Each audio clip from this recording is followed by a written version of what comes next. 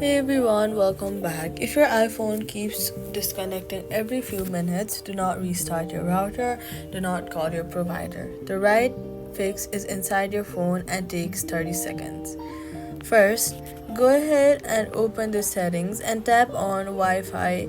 Now, tap on the I letter inside the circle to your network's name, and then tap forget this network and then confirm it.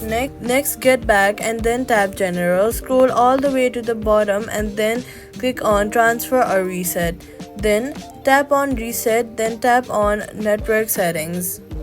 Then your phone will restart on its own. Once it's back on, go to the Wi-Fi connected to your network settings again and then enter your password, and that's it. Your Wi-Fi stops dropping now.